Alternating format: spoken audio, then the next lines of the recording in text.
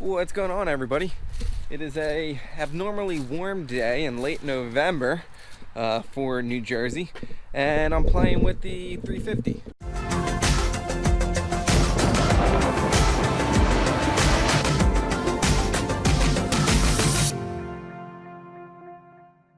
I kind of got a little bit of free time on my hands today, and going over this thing, I kind of want to start tinkering with it, but like I mentioned in other videos, I'm moving real soon.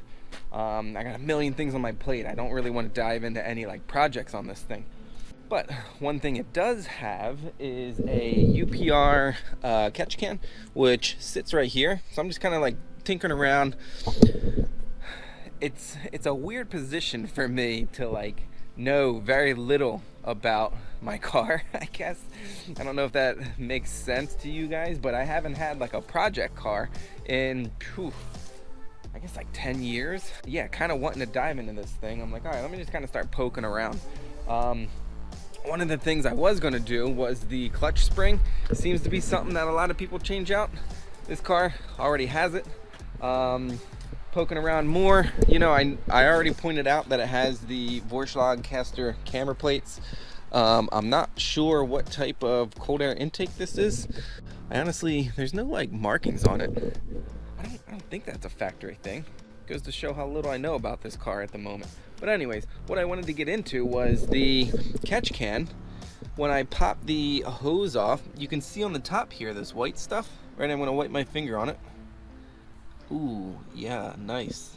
We're gonna pop this catch can open, kind of see what's in there, and I don't know where to go from here. Anyways, let's get this open. All right, so kind of wipe this gunk off. There you go. Let's get in there. There we go.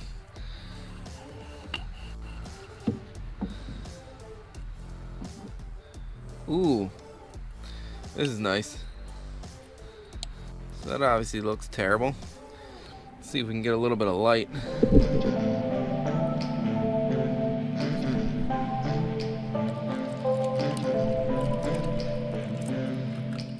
Alright, it's still really messy in here.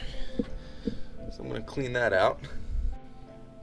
A little bit of a gas smell. Alright, I'm going to get some brake clean this out, throw it back together. While I'm doing that, I'm going to see if I can get like an empty water bottle, something clear. Then I could put that in to see like see if anything like settles to the bottom of it. I think it's just like some aerated oil, some fuel, and like I guess water vapor that gets like from the crankcase up through that, and that's the point of this, to catch all that junk so it doesn't like stay in your engine. Oh, and another fun fact about this car.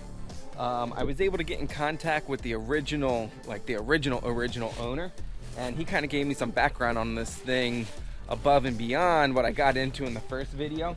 So Pete, if you're watching this, thank you for all the information and everything. I believe this is the Gen 2 Voodoo engine that was swapped in. Something to do with like, this car is like, for whatever reason, 8 through like 3 AC compressors, and when they were replacing the compressor, the Ford tech somehow cracked the block or something. But yeah, so this is the second engine in it, and if you know the story of the whole oil cooler incident, this car might have a third engine in it pretty soon. So anyways, let's get back to cleaning out this catch canister, whatever you want to call it.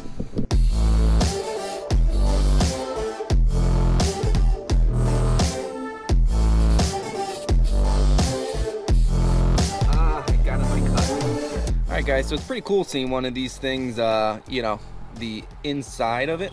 So you can see how once this goes on and is in there, you kind of have these, you know, these chambers, I guess, where you have this like steel wool that kind of catches, I guess, any like chunks or the, you know, the majority of the gunk and stuff. You have this extra baffle here, and then this baffle has these little holes in it.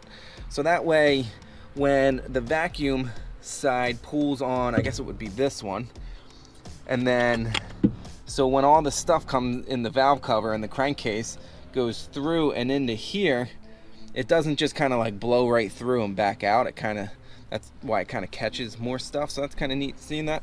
But yeah, I'm just gonna throw this back together and put it back in.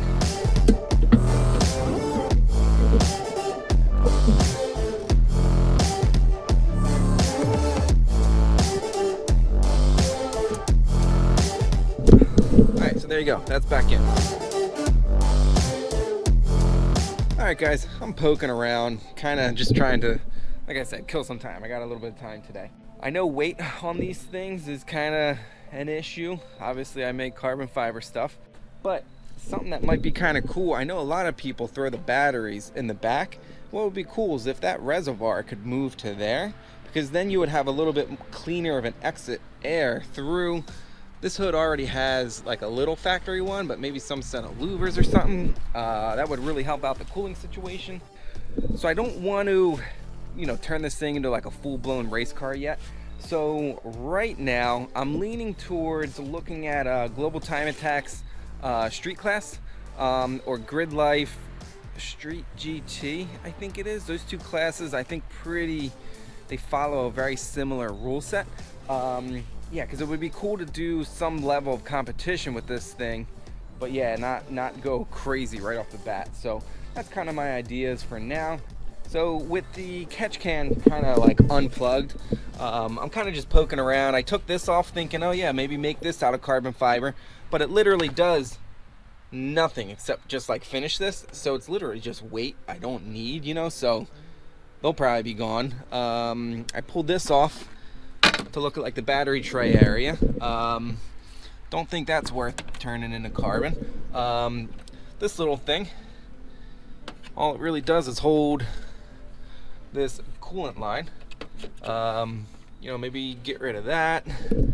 Let's see, just mention on the other side this little thing that lets me know it's a flat plane 5.2 liter. It's a good thing that's there, or I'd forget what engine this is. But I picked up some PETG filament, which might be cool. I can maybe 3D print some engine-based stuff, since the temperature resistance on that is much higher than a PLA, but not quite ABS. So yeah, if you have any ideas, just like comment below of something that would be cool to like turn into carbon fiber, or relocate or fabricate or whatever. Right now I'm just kind of, you know, trying to get the wheels turning. Get it? Wheels turning? All right. I know this wasn't a you know, swapping an S550 subframe swap or a flat floor build or anything, but like I said, we're starting from scratch on this thing. So if you like this video, please give it a thumbs up and consider hitting that subscribe button below. As always, thanks for hanging out, and I'll see you guys in the next one.